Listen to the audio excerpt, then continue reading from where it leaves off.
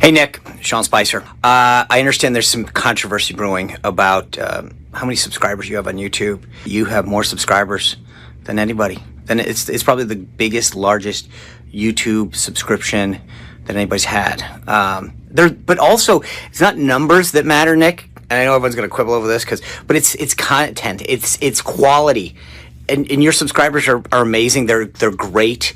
They're high quality subscribers, and that's really what you have to look at. Don't just focus on the numbers. I mean, if people are spewing a bunch of fake news, just don't get in the mud. They're amazing folks. Their engagement, the way that they like the videos. Anyway, I hope this puts this to the end. I hope that this controversy is over, and we know who the real YouTube subscriber champ is, and it's you, Nick.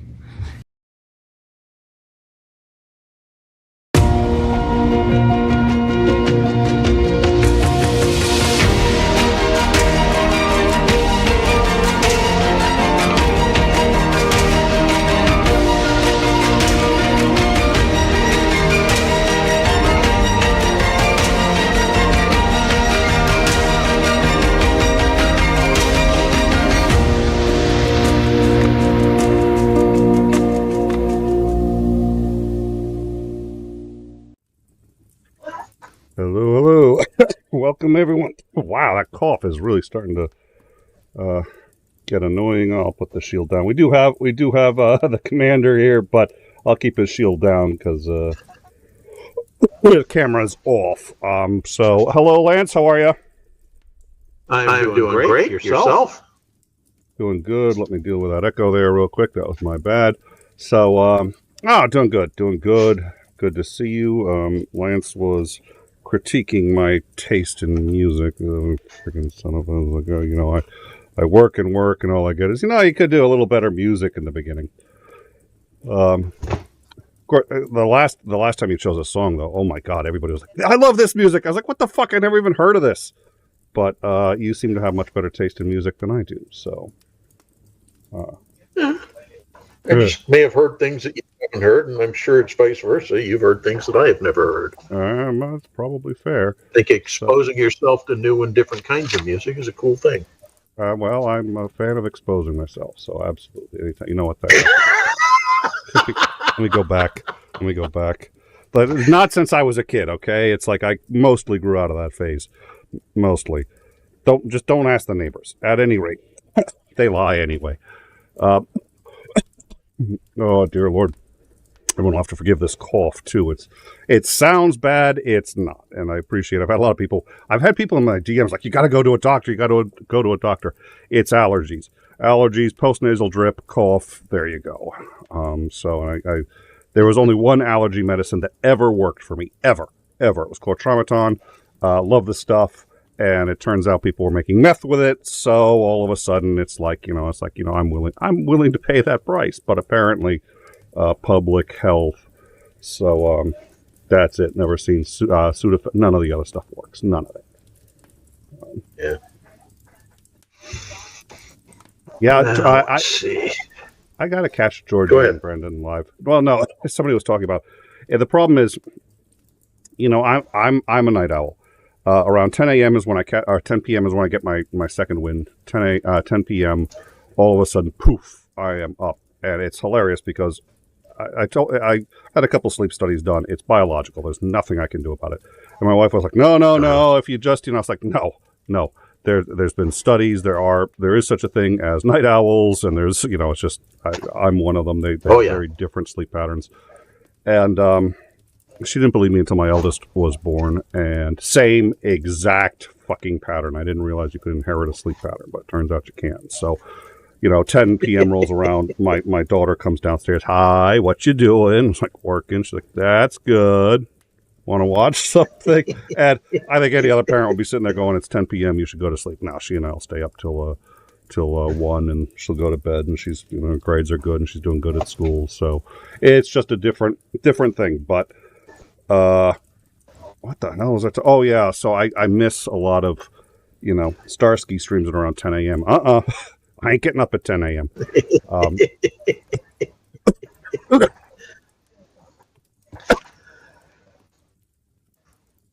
Oh dear Lord. So, I mean, yep. I got kind of conditioned in the Navy where you never had the same hours every day, because you were on a constant rotation for your watches, and it shifted every day by, a certain period of time, usually about 4 hours. So you'd start one day, you'd have 8 until noon, and then the next day you'd have noon until just before dinner, and so on. And of course, you were standing typically 2 watches a day, so that meant that your pattern of sleeping at night would also be shifting. So one night you'd be up from midnight until 4, and the next night you got to sleep in at midnight to 4, but then you had to get up at 4 in the morning. It's really played. Is that really wise? I mean, that strikes me as you'd have a lot. No, it isn't. But they do it because tradition. Oh, okay. And also because, but also the reality is, during the day, you still have your regular work routine that you have to do, in addition to standing watches. So if you're the poor schmuck, if you were not doing a rotating watch schedule, but it was, fixed, if you're the poor schmuck with midnight to 4, you literally never get a chance to sleep, because 6 in the morning at Reveille, you're up, have breakfast, and start the regular workday. Oh, that's brutal. Oh, well, it's kind of the same nonsense you see with, doctors when they're doing their residencies and such, where, you're on duty for 24 hours or longer at a stretch. By the end of the shift, that poor guy's so tired that he's going to be making mistakes. But they do it because, they'll get used to it. It's such a stupid way of doing business. And it really boils down to, I think, people of the older generation, whatever it is, saying, I had to go through this, and it was character building for me. So you have to suffer too, otherwise you'll never have the same character I did. You're exactly, quite a character, asshole. No, I think that's exactly right. Well, on the doctor thing, it's like, okay, first rule of I've met a lot of very caring people in my life, and when people end up in a very difficult situation, a child that has special needs and a family that's low income and so on and so forth, you see everybody running themselves ragged. And the first thing I sort of learned to talk to people about is, okay, I know it seems and feels like you're doing a terrible thing if you tend to your own needs for any duration of time. But the reality is you're a human being. You will break. And then if you break, you can't help it. In the event of an in-cabin emergency, put your oxygen mask on first, then put the one on your child. And I love it. Every damn time, some idiot will think, I don't need to do, I got to help the kid. And then you pass out, and the kid doesn't have his mask on either, so now both of you are at risk. You blundering buffoon. Yep. And it's so... Doctors should be smart enough. They know a buddy of mine. By the way, if anybody here knows Dr. Ben, if anyone here could just send a shout out to Dr. Ben, let them know that I mentioned him on stream. Dr. Ben just graduated, and we've been watching. Was student Dr. Ben for the longest time. We've had Dr. Ben on a number of times. Met him, great guy, and now is a captain in the military, but just graduated, is now officially a doctor, and it's a delight to see. But you take a look at, and I've talked with Dr. Ben about this, and I've known a lot of doctors, and it's the amount that they reinforce that really the first thing is do no harm. First thing is do no harm, and whenever you take a look at treatment, you realize every single treatment actually does harm. The question is it more harm than are you remediating more? But don't sit there and look for the perfect treatment, and don't sit there and look for the treatment that works for everybody. The question is, you're treating the patient as a whole. What is this treatment going to do for this patient, given who they are as a human being? I'm sitting there going, okay, this is really enlightened. This is amazing. This is how doctors should look at it. And But then when it comes to, but it's okay to have a doctor who hasn't slept in 24 hours because it's like, wait a minute. How do you reconcile that with all the BS you just said about what's best for the patient? Y'all can hear the Deliverance band shows playing from here. Oh, it's, yeah. I think you're right. I think it's all the doctors that suffered it prior are sitting there going like, well, I'm going to inflict it on. And it's like, okay, we need to get our egos out of this a little bit. But that's not going to happen. So, exactly. For all our vaunted intelligence and yada yada yada, we're still a little closer to apes than we like to admit. Yeah, very much so. Oh dear Lord! So what else is going on? I've been watching the news. We've been putting this in the Discord because a lot of channels have been talking, but they've been burying it. It's like I've gone to Washington Post, New York Times, a whole bunch of others, and it's on the second or third page that they're like, they bring on the lawyers, and whichever lawyer they bring on, it's different lawyers, different, from all across. They brought on former Trump attorneys, they brought on the whole 9 yards, and like these tapes, that's it, it's over. This is the most damaging piece of evidence so far that's come out. It is fucking huge, and it's I remember. It's literally him in his own voice admitting to a number of very serious crimes on this tape. And destroying his own defense. The only thing that might be an issue is if the recordings were made in a state where you have to have prior consent to record a conversation. That way they would be inadmissible. It depends. Other than that, my suspicion is, if it's been released, and I think that it was leaked from the DA's office, where I say DA, but it's the prosecutor. So my suspicion is that they wouldn't release it if it wasn't something they could use, or if it wasn't, would know that by now. The other thing is usually in something like that. You'd think, but it's okay, fair. Well, usually in something like that. Usually what they'll do is, and I'm sorry, I'll try to get better about that mute button. In fact, I have a remote, so I don't have to reach over to the console, but now I can't find that either. So, usually what they'll do is... one little cough and you're going to mute me, but you've been coughing all evening and you're not going to mute yourself. Boy, I tell you, the unfairness of this is... Yeah, I know. It's called double standard. It's what you get. Run your own show and you can do whatever you want. Anyways. So, usually what they'll do in a situation like that is the tape is admissible, but the person who recorded it is in legal jeopardy of some kind. But, that tape, that tape is, the biggie, I think, so the two biggies on that tape is, yes, he basically says, I have classified documents. So the two problems is right off the bat, well, wait a minute, these are documents that he took from the White House that he said were all declassified just by his taking them because of a standing order that absolutely everybody in his administration says they're unaware existed. Which means, okay, now even he didn't know it existed because he's sitting there going, I took them and they're still classified. So his primary defense, which he was going to lose on anyway, but his primary defense is now gone. Not only is it gone, but it just adds to the obstruction charge because it's just like, okay, he knew he was bullshitting with that defense.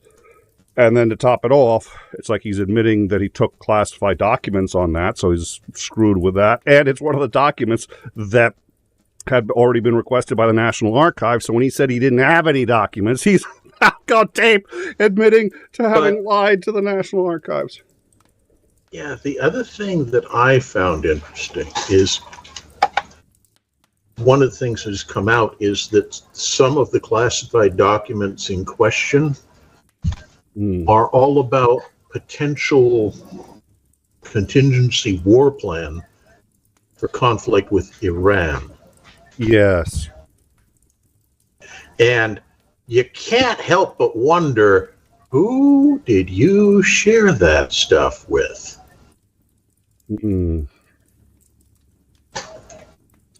That's a really, I hadn't, well, and my brain had just done a cursory, okay, who's he going to try to sell that to? But it's not just about selling it to, and I think Saudi Arabia, would Saudi Arabia be interested in that? I'd assume they would be. Oh, yeah, but it's not a high priority. I think the key people, of course, are the folks who are right now about the only buddy the Iranians have, and vice versa. Oh, Jesus. I can't get my head, I can't get myself. And we know he's been in bed with the Russians since forever. So, well, no. That's unfair. He's been on the bed urinating on it for quite some time, but in bed we don't have him there yet. Again, to be fair, it wasn't him urinating.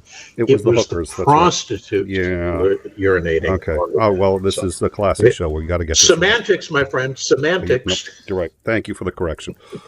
All right. So we've had him paying hookers to pee on the bed for quite some time now. Yes.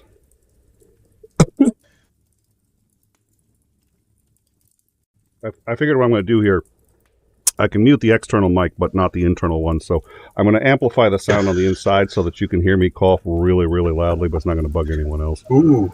Okay. What I love about this particular software, I have that kind of control, so it'll be great. I'm not a control freak, though. But, that is so much better. What am I being complimented for doing so much better? That's a good. Well, I don't know. Turning on the. Somebody had said this was the first picture. I do like that picture. Oh.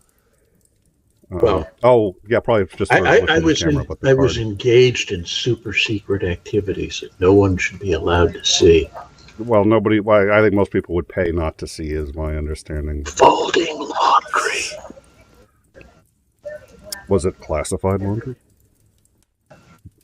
I can neither confirm nor deny. Confirm or deny the status of the laundry. So, yeah, okay, here you go. Hold on a sec. Oh, it's just getting bad. Jesus. So, no, so last night, I knew we were going to have to go with this tape, but I was watching. And again, sometimes I love it when we beat mainstream media, but there are some times where it's late at night and I'm sitting there going, I'm not going to stream if I don't have to. And then I look and nobody's picking up on it. I'm just like, okay, we have to, this is it. What I'm proud about this show is that we, I hope, get a more accurate perspective on things than the mainstream media. It's a bit easier for us, by the way. It's not because, we're like this super awesome organization, but we can pick and choose. So when I see something like this, and I was just like, why is nobody carrying this, or why is it on the second or third page? And I understand that it's a little nuanced and what the issue is, but I was just like, okay, folks, we're getting into it. That tape is, I don't, and he's throwing yet another lawyer under the bus, and in this case, really badly. And I'm surprised he's still able to get lawyers. I am too, because he already has had, for a well-established and in a fairly long period, a reputation of not paying his lawyers. No. So why the hell are people signing up to work with the guy? And they're putting in interminable amounts of time to deal with it, because not just complicated and high profile case, but because if you have to talk to the guy, he doesn't shut up. He just babbles and babbles on and on. Bring on the dogs. Okay, let me see if I can. Oh, God, here we go. Of course. Why do I even bother turning my camera on?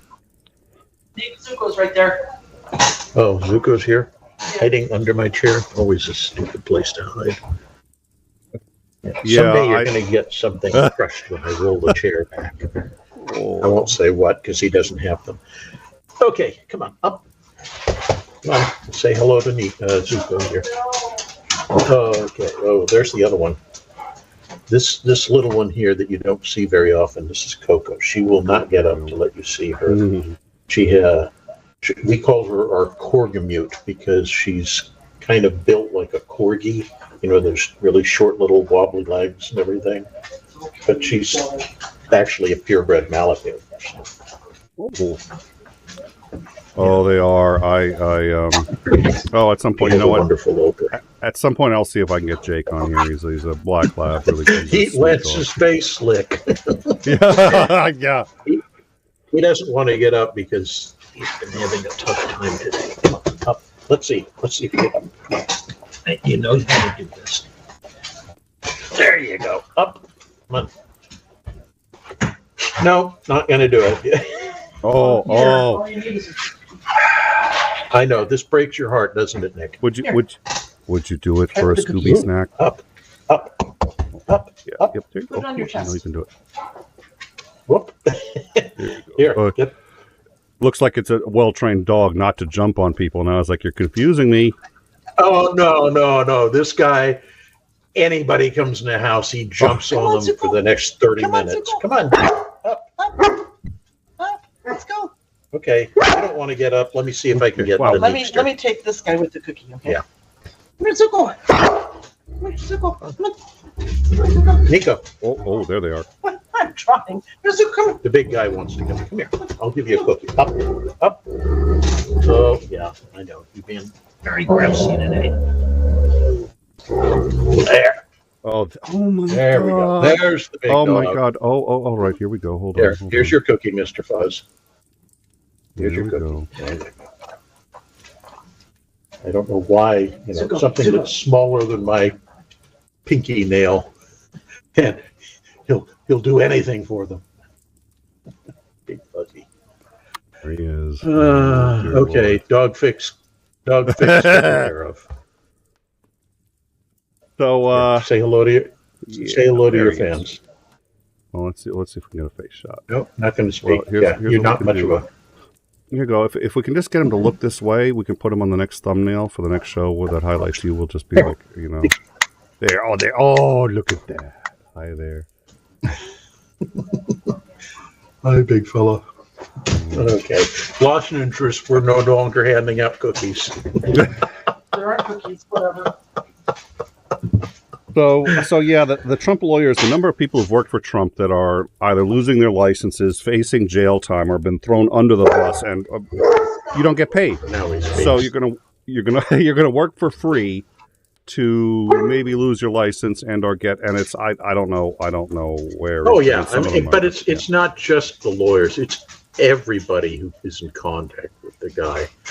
I mean, there's a famous case of some church group that had a kids choir that would sing patriotic songs, and he said, "Oh yeah, come with me on campaign. I'll put you up in a hotel and all that." Except he never did, and they kept getting hit with the bills, and he said, "No, I never said I was going to pay you anything." So here are these poor schlubs, racking up enormous debt, traveling around with this idiot because they think he's a great guy, and of course I ain't paying you nothing. I didn't sign a contract. Yeah, that sounds a lot like it sounds like Trump. Jesus. Well, and his mental stability appears to be deteriorating now. I've said that before. Yeah. He hasn't gone off the rails completely, but he's never also sort of gone back to, at least when he seemed more cogent. So we'll see. But I think it's going to be an interesting couple of weeks. I was going over. It's been in the last 2 or 3 weeks has been the revelation that his staff at Mar-a-Lago was practicing how to hide the documents and how to move the documents around when the prosecutors come looking for them. I was like, what's Jeff Foxworthy that you may be a redneck? It's like, you may be a felon if you may be committing a felony if when the FBI comes to your door, there are certain documents you need to move to secret rooms. You may be a felon. I hope the prison sentence you get for being an unnamed co-conspirator doesn't really ruin your life much, But after all, he was paying you a pittance and probably hadn't paid you in months, so everything's cool. Ooh. Yep. What happened to my picture? I lost the camera. I don't know Weird. why. So you made No, it was my end. I hit a button, I think. Oh, well, there you go. Clumsy. Well, and I've had this discussion with a lot of people, and there's a consensus. Oh well, a consensus of several people is not a consensus. Mick, there's a movement I've seen of people who say basically what they think is going to happen is there's going to be a plea deal. Oh look, we'll get you on X, Y, and Z, and just cut the losses. I don't think that's possible. I could be wrong, but I don't think that's possible. I think the reason that's not possible is because too many people on the far left are going to fucking revolt over this. And now that they've got him so dead to rights on it, they don't need to. Yeah, I'm sorry. They're clamoring for blood. They really are. Yeah, I think, well, and it looks to me like they're serious about nailing him. I don't think it's vengeance. I think it's just they've figured out just how bad this was, and they're like, you can't let in this country. You don't let the guy get away with it just because he was the president of the United States. So. Well, I like the idea of him serving at least a minimal sentence of some sort, not house arrest, but actually in a federal penitentiary, because it serves as an implicit warning to all of these right-wing politicians who think that, once I'm in office, I'm unassailable, I'm above the law. And, it basically saying, dude, you are just as risk now as you ever were. In fact, probably more so because you've drawn attention to yourself. All right. I don't think I could agree with you any stronger than I do. I agree with you 100%. The problem is I don't know how practical that is. He's got Secret Service detail for life. Presumably they could strip it or make an exception. But on the flip side, nobody wants to see him hurt in prison. But there is no prison that is prepared. Well, you don't have to put him in. Yeah, you don't have to put him in GP. Well, yeah, you could certainly put him in not in Gen Pop, in isolation or something like that. Yeah. That may not be a bad idea. You don't have to do solitary. It's not punishment, but you put him in an isolated position, and he can have people visit, and there may be a few select people that can share the cell with him. If you need to have the security there, well, they can rotate on a Navy watch-standing schedule. Yeah, he'll be real safe. And, hold his hand while he babbles. Oh, well, listen, Walpole used to be Supermax. Why don't I say we throw him in Walpole. Yeah. Anybody who knows it was when the prisoners ran Walpole by Norman Mailer, and I know the facility better than I'd like to. Not from personal experience, not from the inside, but nonetheless. But yeah, Walpole's a brutal fucking place. It's better than it used to be. They're not carting a body out of there a day, but still. Well, we'll see. I don't know. I'd like to see it. I don't know. I've been convinced that it can't happen. I doubt it's going to happen. I mean, I'm sure he will go to trial. I'm sure he will get a conviction of some sort. I don't see him actually serving time. They may, do house arrest with a leg monitor that he never actually puts on, kind of thing. Yeah, they may restrict his access to people coming to visit him, things like that. Restrict internet access. Yeah, restrict internet access and cell phone access. Wouldn't that be delightful to never have to hear from that sorry SOB again? Oh, Jesus, I'd pay money to have him off of all social media. I'd be... Although watching him implode on Truth Social has been cathartic. Yeah. All my followers, all three of them. Well, to tell you the truth, if DeSantis' launch on Twitter had been any good, it would have been nice to just see, Trump would have just had a meltdown. The whole thing was a troll on Trump. That was all just like, now Twitter is going to be DeSantis' platform. Having said that, DeSantis is such an evil son of a bitch. I'm like, I'm not willing to say I wish it had been a good launch just so that we could get a dig in on Trump. DeSantis is and I keep thinking he's on the hook too. The difference is we all knew going into this that the orange shit given was an incompetent buffoon. the fact he got away with as much as he did while he was in office speaks volumes about how broken the system is. DeSantis is not a buffoon. Correct. He's dangerous as hell, and he will not make the same mistakes that Trump did if he tries to pull his own palace coup. Titan just found the answer. Titan just found the answer. I'll let you read it. Go read. Titan's got the answer in the live chat. So, Titan Uranus, send him to Russia, make them deal with him. Absolutely, bingo. If he's going to take he's going to take their money. He wants to be Putin's little bitch boy. I think he should go over to Putin. Putin could use another lapdog. Put one of those you have to frame it correctly. You have to frame it correctly. You tell him, either you're going to prison and you will serve out your life in isolation in a cold gray cell, or we'll turn a blind eye if you flee into exile in Russia. Oh, that wasn't what I was thinking. What I was thinking is you get him into a gimp, one of those gimp leather outfits. You send him over to Russia, put a collar on him, give Putin the leash, and if he starts to say, "I don't like the sound of this," just say, "Pretend it's Ivana." Just say, "Pretend it's Ivana," and he'll be over there just like that. Oh Lord! Oh, that would be fun. Yeah, I'd pay good money to see that. No, I'd need the guys from Inception to get that out of my head if I ever saw something like that. It's fun to think about, but I really don't want to see it. I'm calling up Leonardo DiCaprio. Listen, bud, I need a favor. Put it on pay-per-view. We could solve the national debt in a month. Yeah. Oh, and it's a total Trump thing to do too, right? I mean, isn't it? We're going to make people. Yeah. Somebody was getting all pissed about, it wasn't the Trump bucks, and it was something somebody else did recently, I can't think of it, that they basically felt was the trading cards? Which trading card? I think it was, not Trump's trading cards, though. He said two issues of them.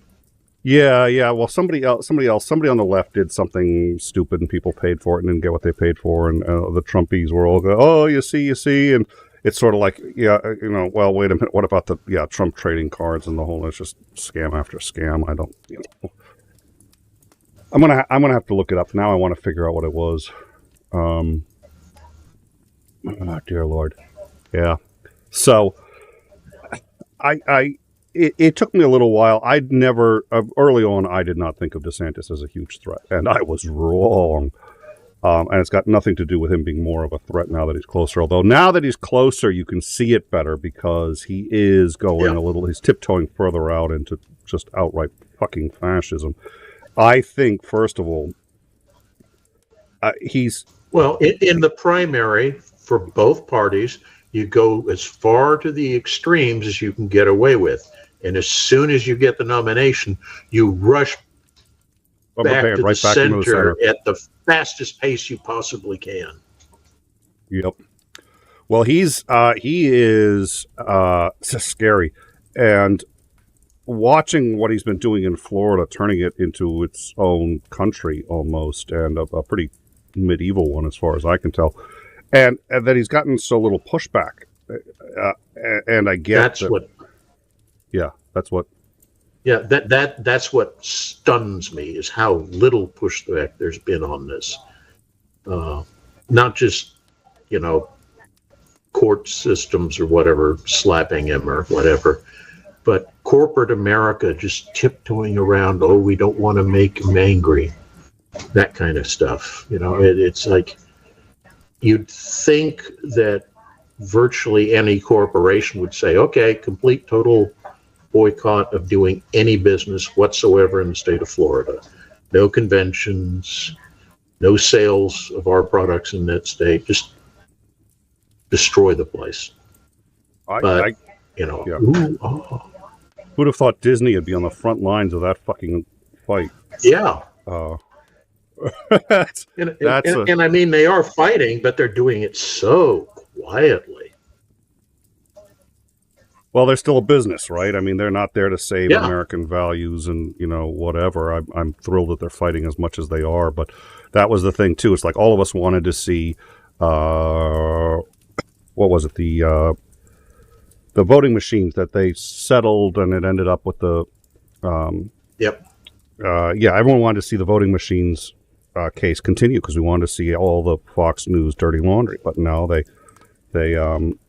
settled not as quickly as they could, but they settled because that's what was in the best interest of the company, and they still got rid of Tucker Carlson for it, and Fox still got hit. That was Dominion, yeah, that's right. Oh, Dominion, yeah. But the thing that I think is interesting is Dominion was actually the smallest of the automated voting companies. The others all have lawsuits against him as well.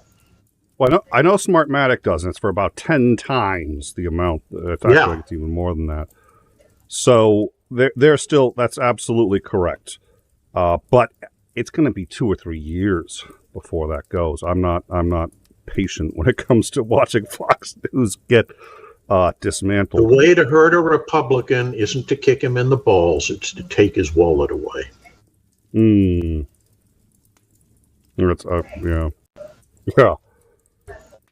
Well, DeSantis, I finally come around to DeSantis is not worse than Trump by any quantifiable amount. It's not just a quantitative difference. It's also a qualitative difference because Trump doesn't actually have the ambition to take over the world.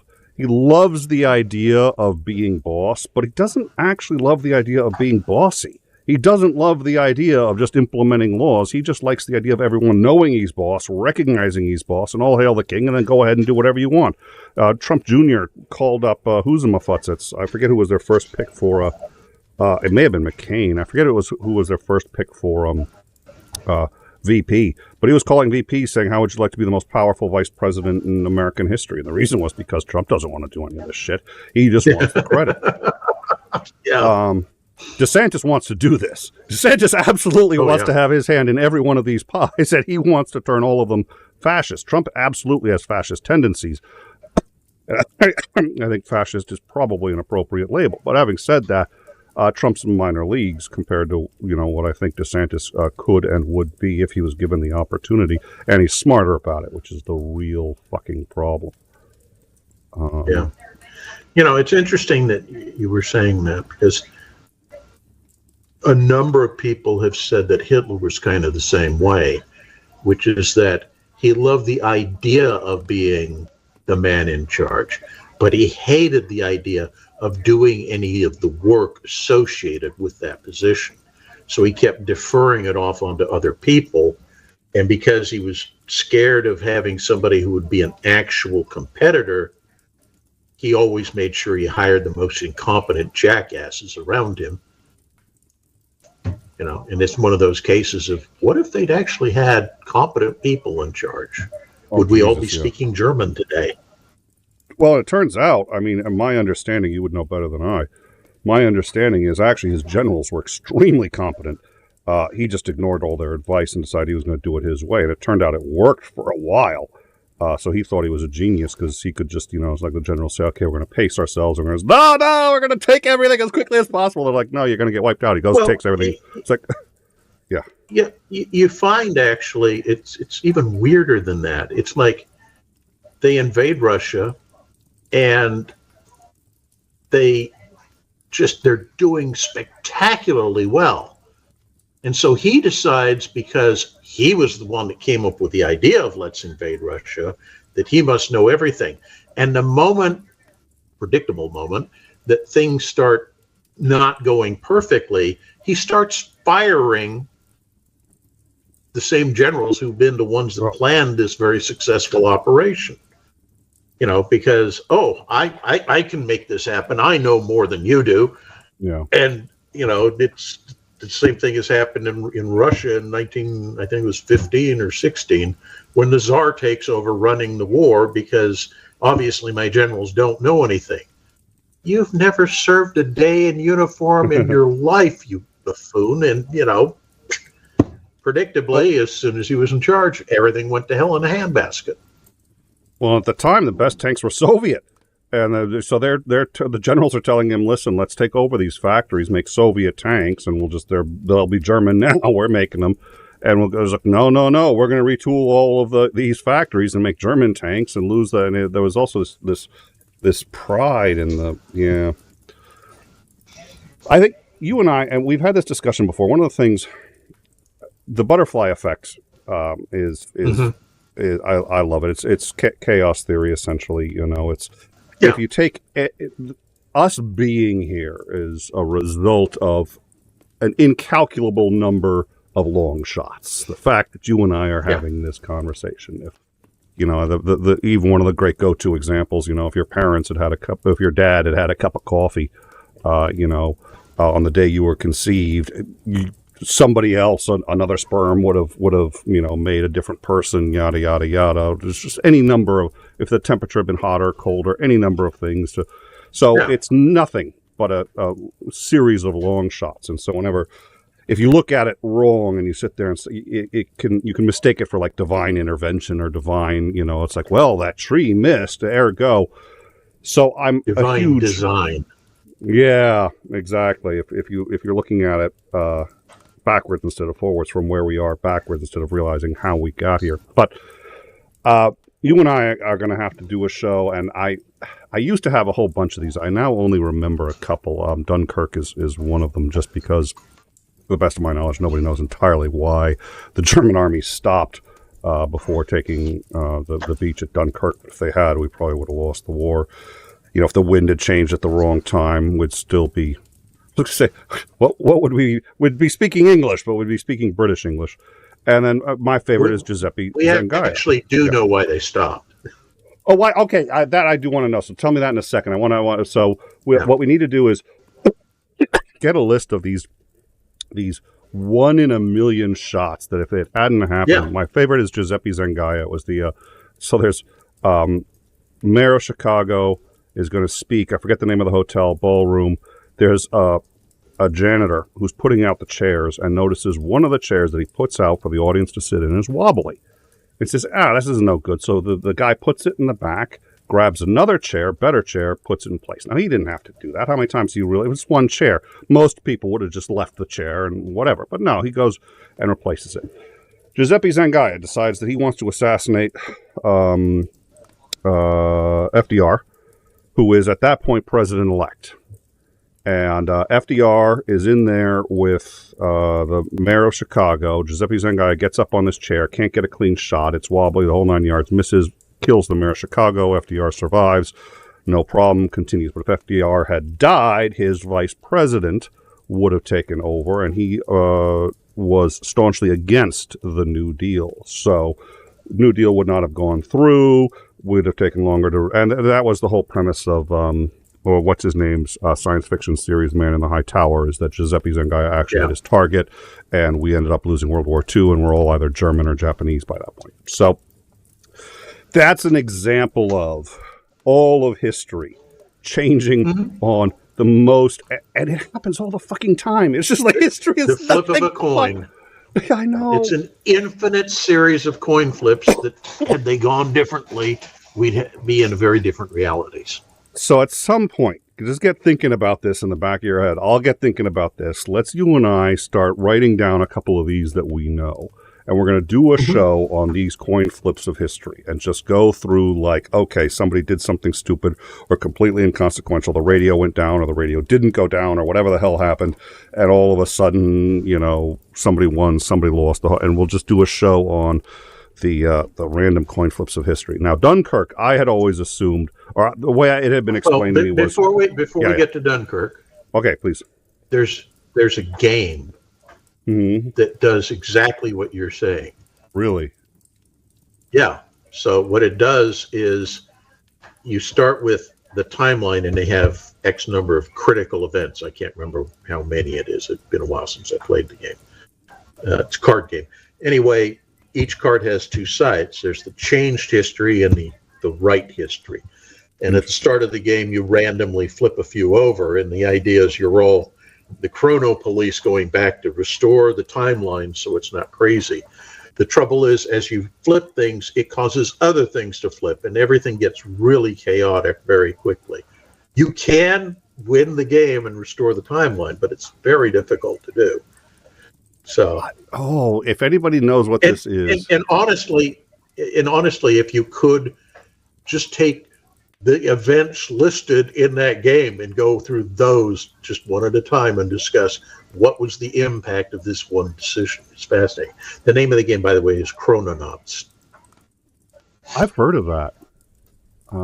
Let me. I'm gonna put it. If I don't put it in a web browser or something, I'm gonna end up forgetting it. So I've got like 300 web browser tabs that just open up because this is how I do it instead of actually. There we go. There you go. Okay, it found it. I'm gonna keep. I'm gonna keep an eye on that one. I'm gonna put a tab there because I'm gonna check that out. So, and then Titan said something, and I know I'm gonna kick myself for. I don't know who this is, and I know I'm gonna kick myself once I realize. Nick, what if Saul of Tarsus had neither fallen off that donkey or had died instead of just hallucinating? Saul of I don't know who that is. I'm sure I'm going to kick myself. All right. So first rule of Time Travel Club is you can do anything you want. If you could change the past, if you're there, you always were. If you, you can't change the past. So you can do whatever you want. Yeah. There you go. So my understanding of Dunkirk always had been that no, they couldn't tell if the army stopped because of a miscommunication or because I guess Goebbels had wanted to try to give them a chance to repair before going in, or maybe he thought somehow that if he waited, he could get more praise from the Fuhrer by doing something at a later date. But that there was really like 5 or 6 different possibilities, and nobody had any real idea why this stopped. So if there's an accepted reason, I would be delighted to hear it. They all intertwine. None of them are inaccurate, but none of them are wholly accurate. Okay. So one of the big things is logistics. The German armored forces, the Panzer spearheads, had gone so quickly that they had basically outrun their supplies. They'd also taken enormous wear and tear on the vehicles and needed to pause to get things back in working order. Many of the Panzer divisions were down to less than a third of their operational tank strength because the vehicles had literally just broken down by the roadside. So that was one of the reasons. Pause for a couple of days, get things back in order, and then assault the bridgehead, beachhead, whatever you want to call it. That's one. The second was the generals were very, very concerned that the arm that had swung through the what's called the sickle cut through the Low Countries to isolate the British forces and French forces too against the coast, that salient was very exposed to potential counterattack. So they wanted to pause and shore that salient up before they committed the armored forces to attacking the bridgehead. So that's number 2. Number 3, of course, is the one that had been sold for so long, and it is true to some extent, was that Goering wanted to get in on the glory because the army had gotten all the glory, and the army was not a good Nazi machine. It was just the army, whereas the Luftwaffe was almost wholly a Nazi party creation with him in charge. So the idea was, we're going to pause and let the true Nazi party win the war for us by destroying them, while the army just waits for us to finish their destruction.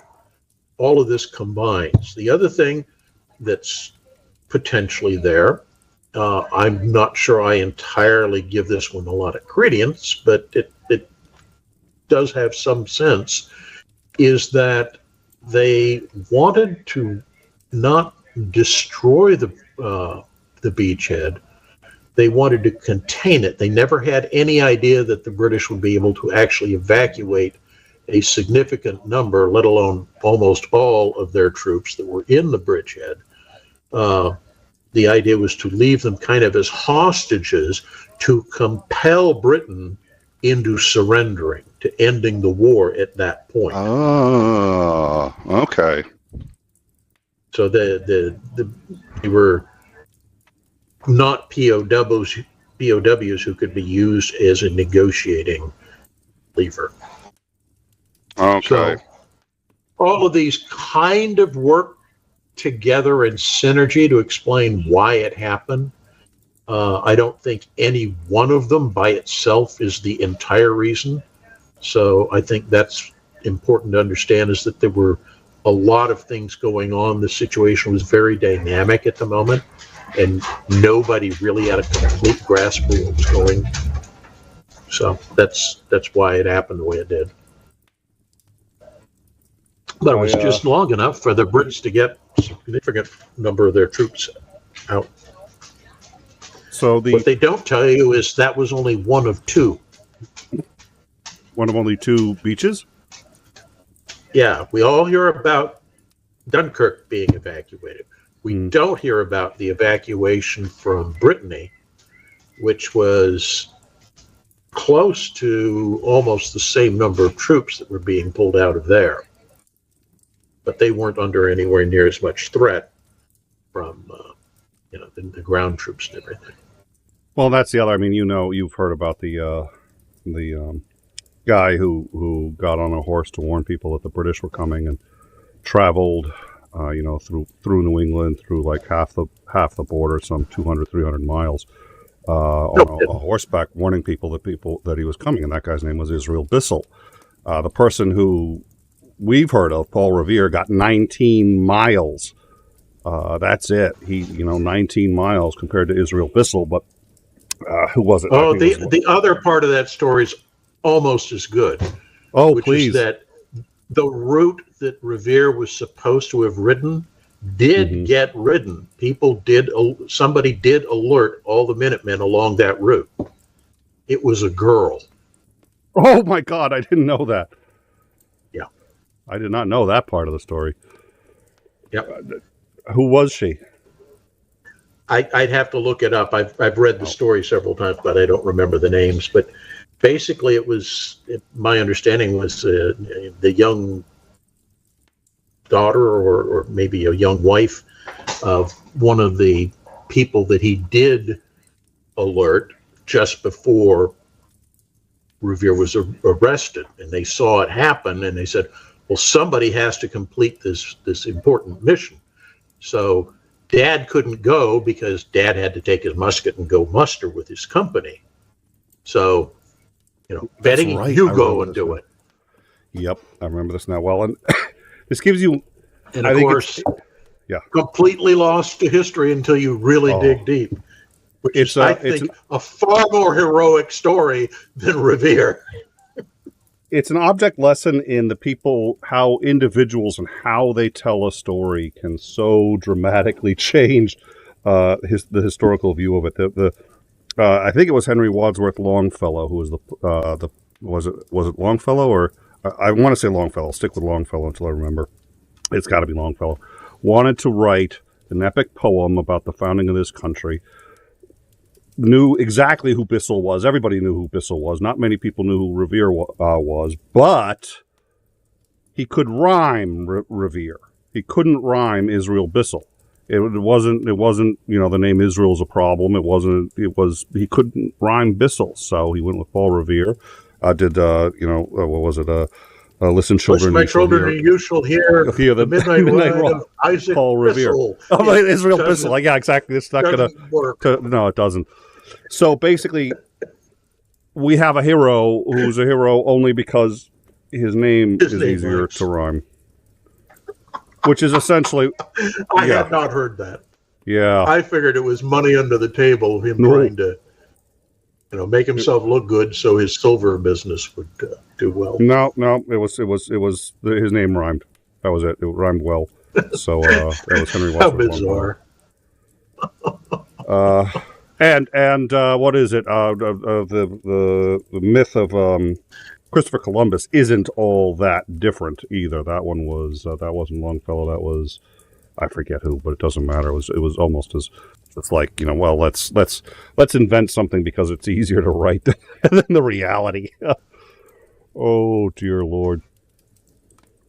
Well, I think a lot of the reason we have Columbus Day as a holiday and he became such a big deal, and I think this occurred back in the 30s, maybe even the 20s, was because the Italian Americans were trying to find some way to, redeem their reputations or whatever. So we find a famous Italian and tie him into the history of the United States, except it really isn't the United States. But it was a way to make Italians respectable, so to speak. It was a rallying cry. There's no evidence he was even Italian. I think he was Portuguese, is mine. No, I think the evidence is fairly conclusive. He was Genoese. But again, there's no Italy at that time. Italy is like, a dozen different petty kingdoms that are busily feuding against one another. Whoever Columbus was, my understanding is we don't actually know because there's no record of him prior to his, I think it was his late 20s. There was Franco Zaccario, oh dear Lord, I think he was Portuguese, born in Cuba, Portugal. Which is interesting because Cuba was a name that Columbus then later attached to one of the islands he had found. But Franco Zaccario, who had impregnated a girl out of wedlock. He came from like this wealthy family. It was this huge hubbub, and then one day he vanished. 2 years later, this guy named Christopher Columbus shows up in Spain, and my understanding is that a lot of historians think that this is actually the guy, and he's from Portugal, and yada yada yada. I'd have to get into it. It's been a long time since I've really looked at the Columbus. Revisionism. I know exactly right. There was a lot of coincidences that I thought, in my view, made it at least probable. I don't know how does it really matter? He was a genocidal fucking maniac who came home on the third trip in chains. Undisputed. It says you. I'm in Massachusetts, which is a pretty liberal state, and I've almost been in fisticuffs from people when I've said that. It's just like Massachusetts has finally switched over, and we're like, okay, Day of Indigenous Resistance. But I remember 10 or 15 years. I remember getting into it with one of my daughter's teachers when she was in kindergarten. And she said, well, we're doing Columbus Day. I was like, you're what? And she goes, well, this is what we're teaching. I was like, you're what? And then she just looked at me. She goes, we have to follow the state curriculum. I was like, okay, I'm a teacher. I get it. And she goes, we keep it as short as possible, and this is what we do to make sure we're undermining it. I was like, oh, thank you. That's what I wanted to hear. I was like, okay. Yeah, it's well, there's a decent Italian population in Massachusetts, and there's no the history of colonialism. Yeah. You got me thinking though. And the thing I find amusing is, everybody, the British were horrible, the French were horrible. And I go, very few people ever say the Belgians were horrible. And yet the Belgians were so awful that the other European countries got together and took their colony away from them. I had not heard that. Look at Congo, the Belgian Congo, and it was basically a private business concern of the King of Belgium, and they were doing stuff that makes what Hitler did in the work camps about the same. And at the time, the other Europeans are just looking at us going, dude, this just isn't right. We're taking this away from you. You're a bad boy. Don't do it again. The other thing worth noting, I think a lot of people don't talk about this, which was Hitler was just getting started. He was expanding Auschwitz. He was expanding it using permanent brick installations. If he had used temporary installations, it could have built it much faster. And it was already of a sufficient size that between Auschwitz and the other camps, it'd have been done in a year and a half, 2 years tops. Why is he expanding it, and why is he making it permanent? Who's next? Yeah. And I think, first of all, who's next was Russia. I have no doubt he wanted to wipe every Russian off the face of the map. And would have if he had gotten the opportunity. I think we only have a fraction of an understanding of just how evil that guy was. Well, part of it is that Nazi politics from a domestic standpoint didn't work without scapegoats. Well, you had to find somebody to hold up as the bad guy, so you could dispossess them of everything they had, and then use everything you'd seized to finance everything else you were doing. A lot of people don't realize a lot of the major German military buildup prior to World War II is from stuff they seized from Austria, from Czechoslovakia, and those are the things that they used to build that military industrial complex that allowed them to go to war. A locust economy. Yeah. Wow. Okay. I did not. I mean, that's one of the reasons that they have to do Czechoslovakia so quickly after they do Austria, is because they run out of money. They need to find money to pay the bill for all the rearming they're doing. So Czechoslovakia is a wealthy place. Let's rob them blind. And when you're done with Czechoslovakia, same thing, you're continuing to rearm. Well, what do we do now?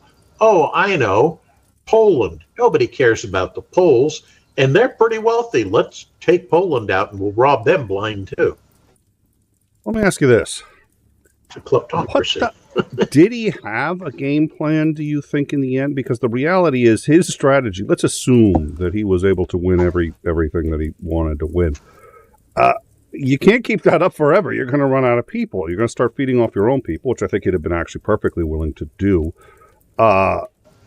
What was his game plan? I mean, I don't think it was to wipe out all of human civilization, but basically that's the only way this stops unless you have some other alternate stop, and I don't think he had that in mind. I don't see anything stopping him. Well, there's a two-part opening to the answer that I'll give.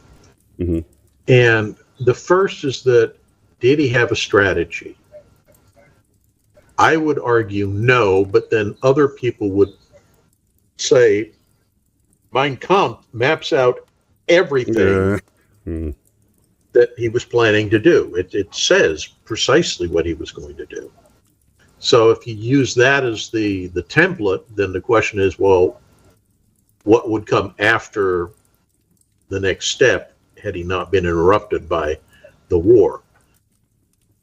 I think he wanted the war because it was, again, a way to build his own glory. He viewed himself in a lot of ways like a Napoleon, where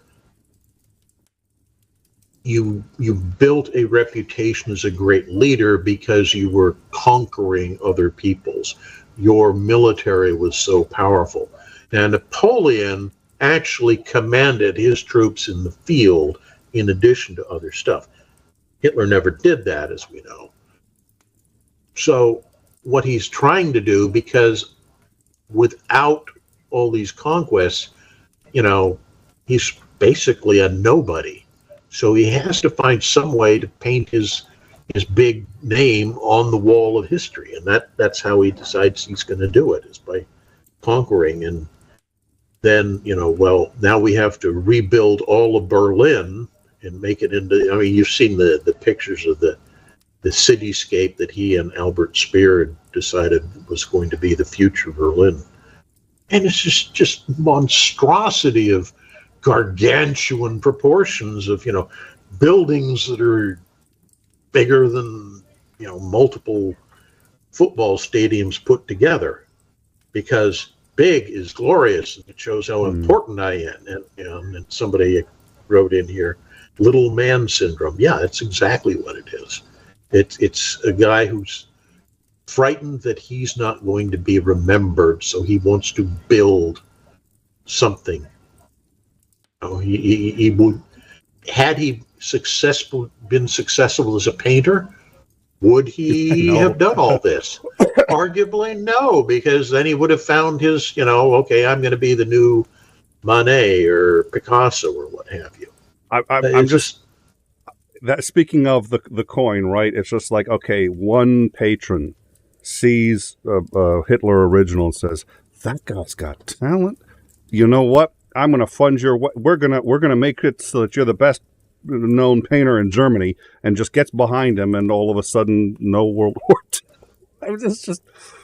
Oh, well, dear. I would disagree, because I think something along the lines of World War II was bound to happen. Had it not been Hitler in charge, there's an almost endless procession of other, petty right-wing dictator wannabes queued up behind Hitler. Well, and we've talked about this before, and then I got one other question that I want to ask you about, but we've talked about this before. We've talked about forgiveness and trying to take it easy on our enemies, and one of the things that someone always comes to me with is like, oh, so you're saying basically we shouldn't have gone after Hitler in World War II, and you're a pacifist who doesn't want to fight and obliterate the enemy. I'm sitting there going, no, we had to go after Hitler in World War II. But the reason we had to do that was because after World War I, we said, let's shame Germany, let's completely strip them of any dignity, let's show them who's boss, and hit them with so many fines and reparations that they will never get out of it, so somebody can come up there and say, we deserve better. And then all of a sudden you got World War II. We said, let's not do that again, and see what happened to Germany after World War II. See what happened to Japan after World War II. Yeah. I mean, you and I have, I don't know if we've talked about this online in front of the audience, but you and I have talked about what happens when the Ukraine war is over. When the peace settlement comes down, you have to be careful not to make it too harsh. Otherwise, you set the stage for something like what happened with Weimar Germany. And it will come crashing down, and they will wave the big banner of, stab in the back, and the liberals killed us all. And you can't be overly harsh. But at the same time, I know everybody wants to penalize Russia for what it has done, and to help rebuild Ukraine at their expense, since they're the ones that helped destroy a large portion of Ukraine. But all of this has to be balanced out with the forethought of looking into the future and trying to figure out what is actually going to work for our benefit, but more importantly for our children and our children's children's benefit, because they're the ones who have to live with our decisions. And Japan is the I've spaced the word now. I think I'm getting that COVID fog shit back again. I'm having a real hard time with the recall, but they're the template's not the word I'm looking for, but it's the best example of it, right? Because there were people who said, okay, strip them of their emperor, completely, destroy their culture, destroy absolutely everything they are. And we said, no, we're going to let them maintain back their to the dignity. Stone Age. Yeah. Yeah. And now they're basically one of our best allies. And it's sort of like you would never have thought of that. What people were thinking about was the Rattan Death March. They were thinking about Pearl Harbor.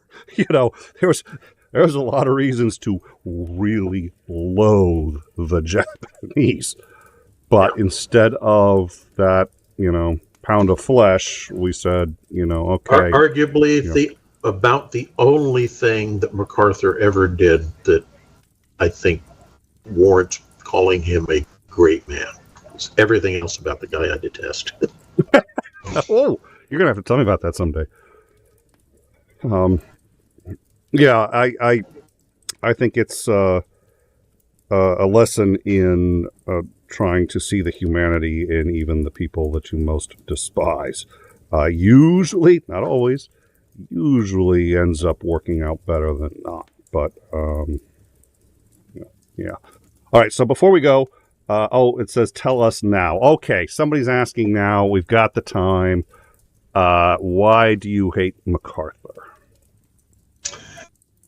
This is for Suzanne, who, by the way, was here early, said hi to both in time and overtime. So, I said Shirley, Suzanne, sorry. My brain is battled. Yes, please tell us why you loathe MacArthur. Say for that. Okay, so let's start with the fact that he is effectively the warlord dictator of the Philippines prior to the war occurring. We've already said we're going to grant the Philippines their independence, and we're just taking our time to make sure that all the things are in place so that they will be able to govern themselves appropriately. So he's in the Philippines when war is about to break out. He basically ignores most of the warnings that he's getting that war is going to happen.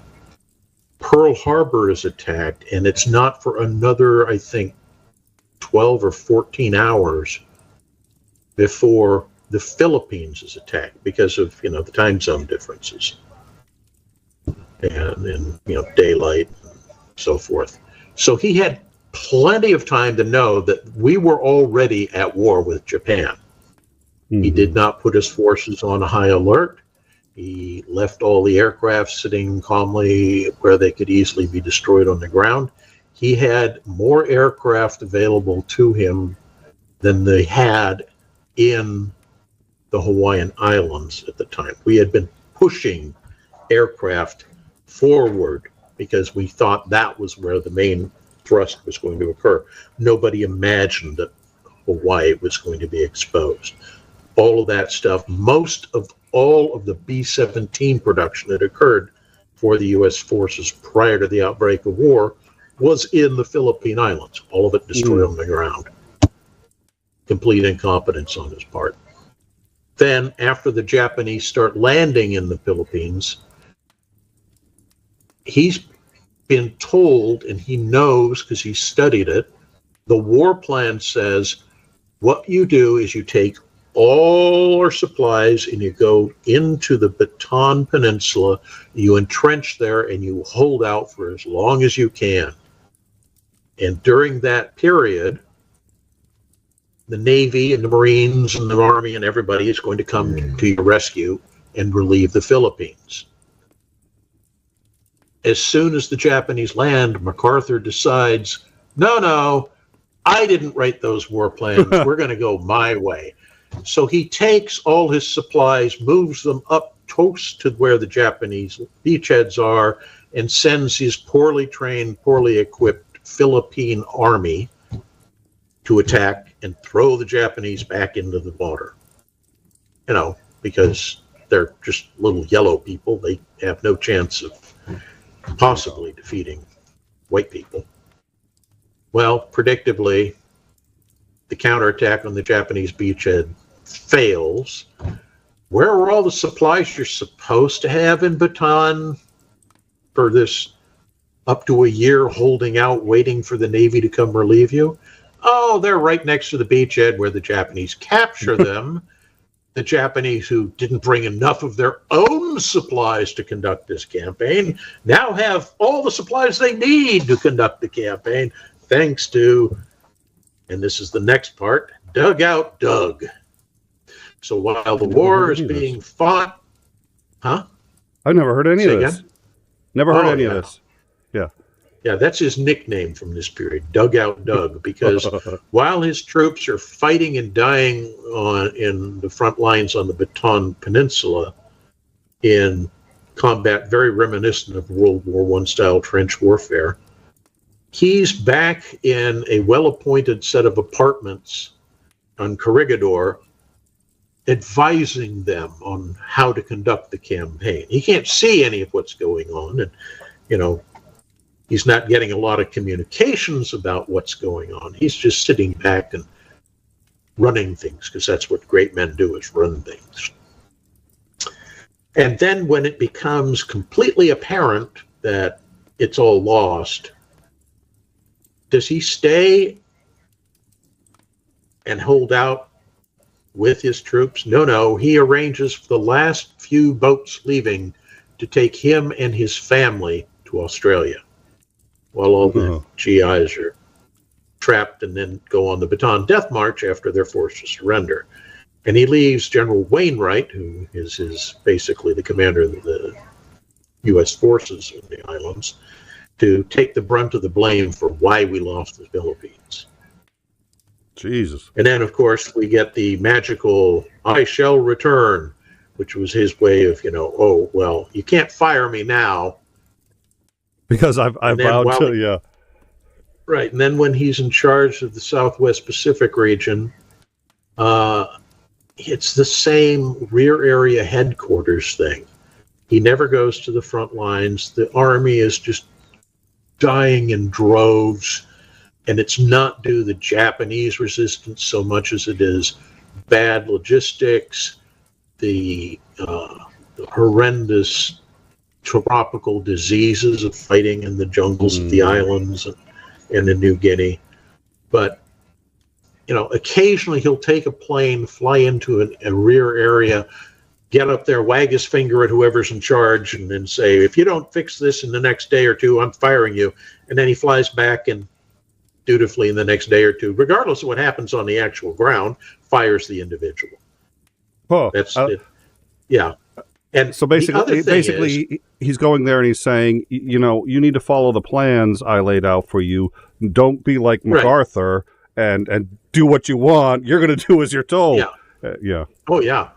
And the other thing that really infuriates me about the man is, if you look at the generals in the European theater under Eisenhower, we know Eisenhower, we know Bradley, we know Patton, we know Patch, we know Hodges, we know, in some cases, even the names of division commanders, Abrams, McAuliffe, those people. Because Ike makes it a point that everybody, we're a team effort. We're all working together, and everybody has their part in this war. With MacArthur, if your name were mentioned in the papers, he fired you. Really? Yeah. Because it was all about making him look like the great man, because he was trying to set himself up to run for president against FDR in 46, except FDR inconveniently died in 45. But that was his goal, was to come off as the great American hero. He already had plenty of backing from a number of Republicans that said they were going to do this. And, that's what he was trying to set himself up for. And then you get the famous, situation that you get in Korea when he goes in, where he's told, again, the North Koreans are going to attack. No, they aren't. I know better than you do. And, of course, the North Koreans attack and almost take the entire peninsula. Then we mount the slow drive back up the peninsula. Everybody credits him with coming up with a plan for Incheon, except it wasn't his plan. Somebody else proposed it to him, and he said, oh, that sounds like we can do that. Figure out a way to make it happen, and they do. So what his reputation is built on is him taking claim for a lot of things that other people did to make himself look better, because he had greater ambitions. Now, I don't like people like that. Was he the one? Yeah. Well, and it's been my experience. It's actually very few ways to piss off people in the army more than, or in the military more than to be like that, because it just gets people killed for your own ambitions. Now was he the one who was told don't go past the 36th parallel, and he almost did, but decided not to? The 38th parallel, which is where the border originally was. It was the partition line that we had established with the Russians at the end of the war, that they had control over the north, we had control over the south. And he was such a virulent anti-communist that he felt, no, I'm going to drive communism out of Korea entirely and unite the country under a single government. And that was his plan.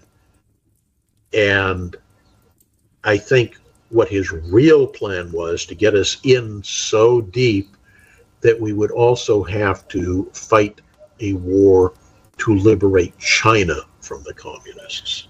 And he had been pestering Truman for the longest time to give him release of nuclear weapons. Remember, in the 1950s, there was no distinction between strategic and tactical. Nuclear weapons were nuclear weapons. And he wanted, I think, 10 or 12 nuclear weapons. And you have to realize at that point, we didn't have that many. I think we may have had like 40 or 50 or 60, a fairly limited number. He wanted a significant portion of the nuclear arsenal to take out the bridges across the Yalu.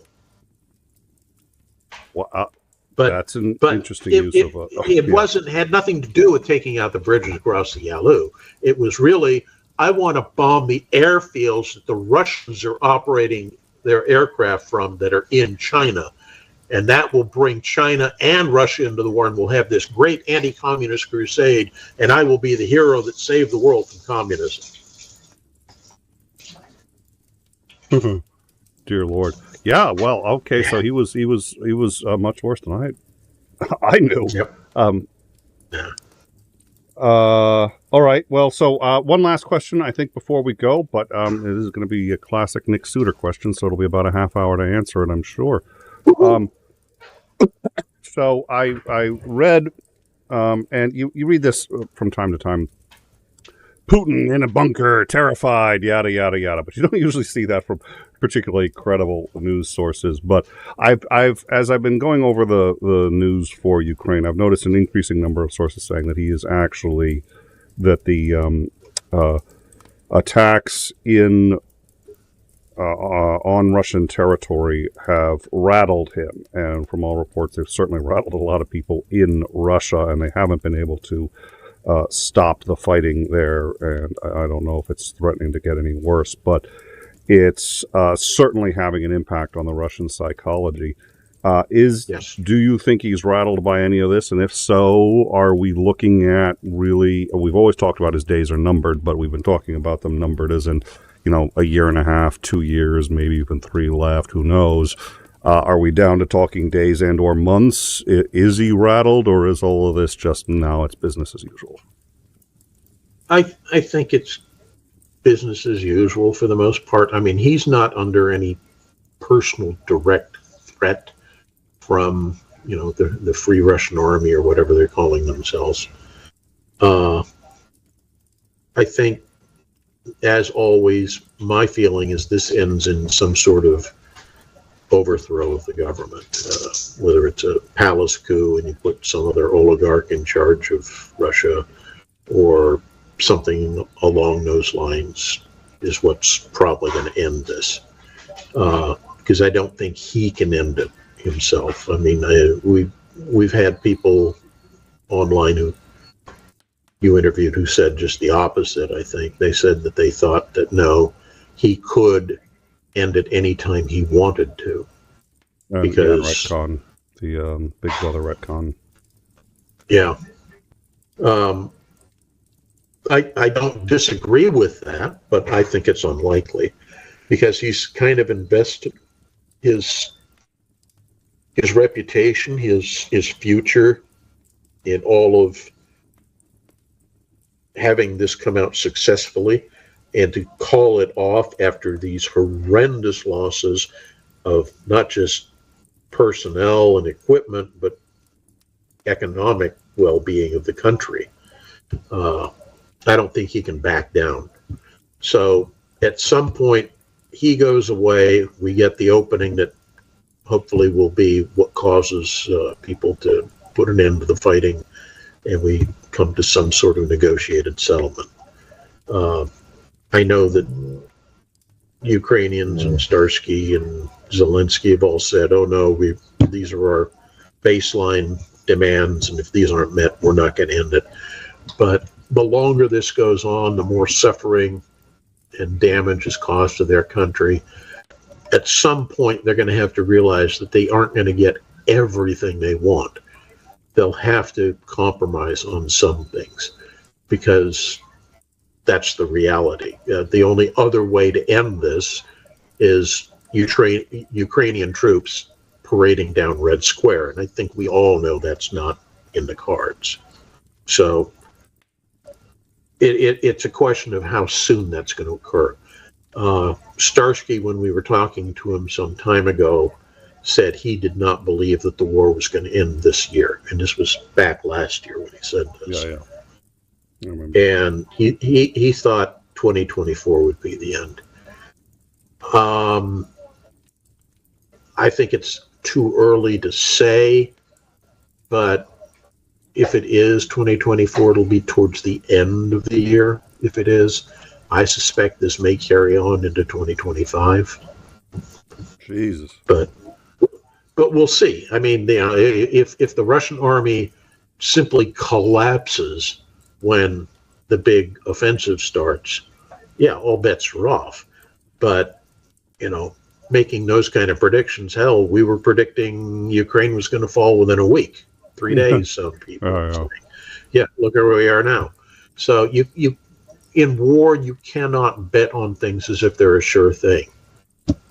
There's always imponderables that will crop up and make you aware that something was there that wasn't predicted and stops the prediction from coming true. Well, the one thing I have learned about Putin is his favorite strategy is rigged, usually, games of chicken.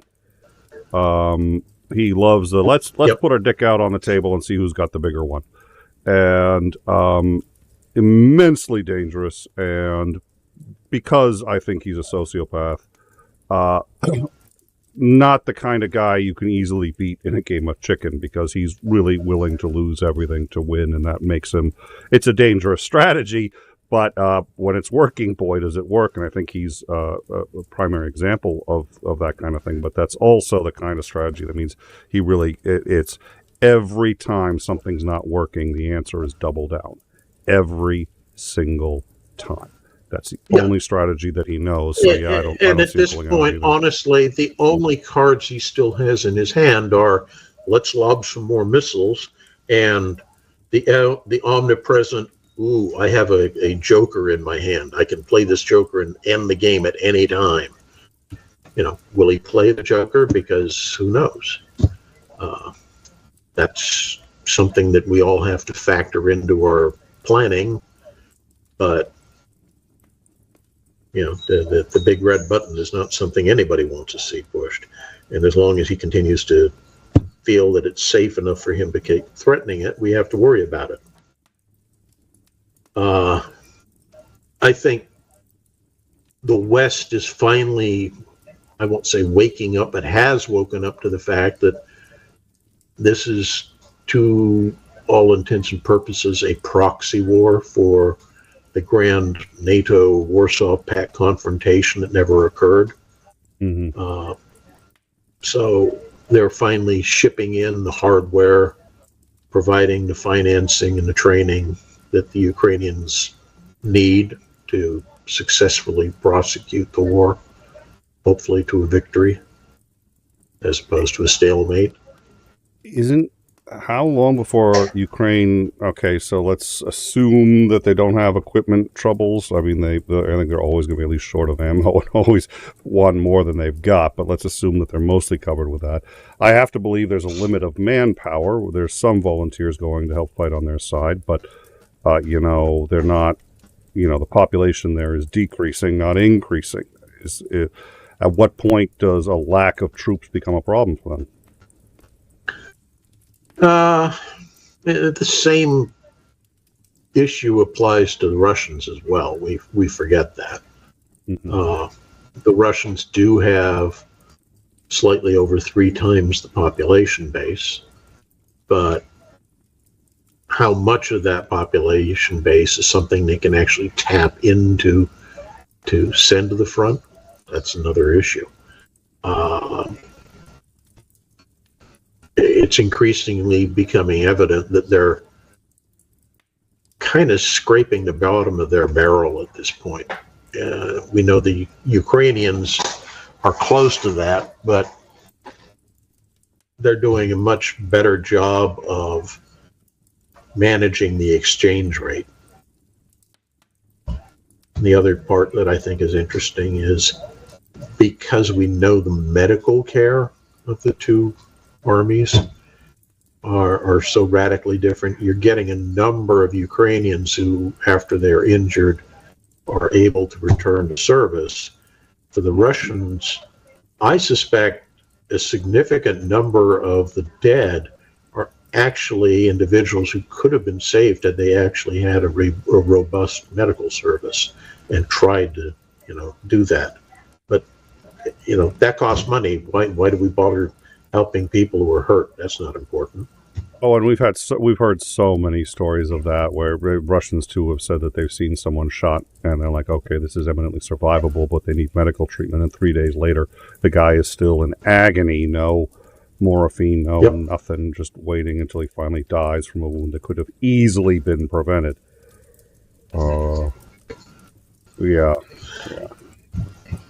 it's, I think the difference is that Russian morale is very clearly starting to suffer. And I don't just mean morale on the front lines. I mean throughout the country. The economy has gone into the tubes. Pension payments and so forth are falling behind. People are getting evicted from their houses because they can't make their payments on their housing. And of course, Russian social services are close to non-existent and even more problematic now because they're not getting any funding. So all that pressure has got to be weighing on people's minds there. I don't think it's at a critical point yet, but it's approaching that point. And I think that's one reason these raids are causing so much angst in Russia amongst the hierarchy, is because it to them looks like, oh, these are Russians fighting against Mother Russia. Yeah. Maybe we need to take this seriously. When your own people are willing to risk their lives fighting you, and it's not like ostensibly the benefit to them is they're not getting paid by the Ukrainians. I like this comment from Ozzy. No Ukrainian has to ask themselves why they're fighting. It's a question that no Russian has a real answer to. That's well put. Yeah, that's very well put. So, all right. I think there's one other thing. So let's see. Well, yeah, that just got me thinking. I had a blast with General Hodges, and looking forward to having him back. He and I have been emailing back and forth. It is tough to find a time that works for him, let alone two that are 2 days that are doable. But I think we didn't get to ask him about what he thought about the Chinese peace plan, which you've already talked about. It was a non-starter, but I was curious if he had any other thoughts on that and whether or not this has been a benefit. Our peace plan is to give the Russians everything they want. You like that, right? Right? Well, this ostensibly has been great for NATO, right? Because presumably NATO is going to get both Finland and Sweden. I know that Sweden is still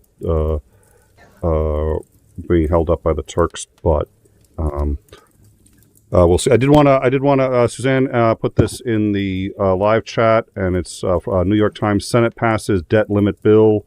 So let's see, it is the 1st. So even by the old deadline, it's sort of almost on for the deadline. But okay, so if they've passed it, it's to Biden's desk within 24 hours. Biden signs it, so it looks like it's done. It looks like that is over. We need to stop going through that, because that gets closer to default each and every time, and there are consequences each and every time. Jesus fucking Christ. Thank you for that. So yeah, that was from Suzanne in the live chat. Thank you. So I would suggest that for Hodges, you don't try to book both of them at the same time. Because one of the things, what you wanted to talk about, isn't time pressing in terms of what the world situation is. So you can just defer that one until whenever. That's a good idea. Yeah, but that's the one, to tell you the truth, to some extent, that's the one I'm more interested in, because, well, because that's what nobody's asking him. That's what everybody wants to know. And very, very true. Very true. And it's yeah. And in terms of booking him for the other, I think it would be far more interesting to do it after we've seen the results of the anticipated Ukrainian offensive. Yeah, so we're booking. Doing it beforehand is just replowing old ground. Yep, no, that's a good point. So maybe what we'll do is, because it looks like we can stagger them in about 6 to 8 week mark. So on the next like 6 weeks from now, we get them on one, and then another 6 weeks on another. I'm looking forward to it. So we'll see. He's a delight, and I'm thrilled that he wants to come back. I take that as one of the highest compliments that I can get, is that, he wants to come back. So I think that's on all of us. That was a good show. So, all right. Any final thoughts before we head out? Nope. I'll see you tomorrow. Yep. See you tomorrow for Operator Starsky at 3 p.m. Eastern. I still haven't. I should have gotten a hold of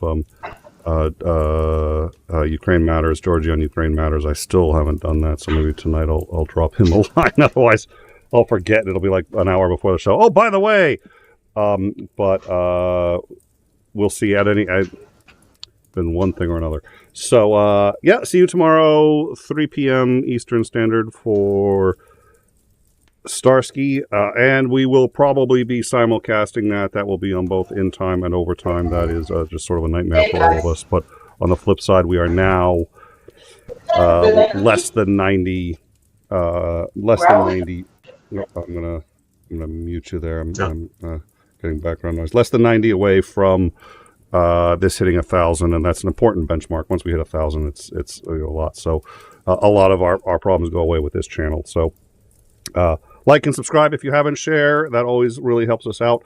And then tomorrow, Operator Starsky, and then on Tuesday we're going to have Iris Swede back to talk about the basics of the U.S. economy, what we're looking at with the deficit, the debt, the dollar reserve. Is that really in any jeopardy? Do we have to worry about that?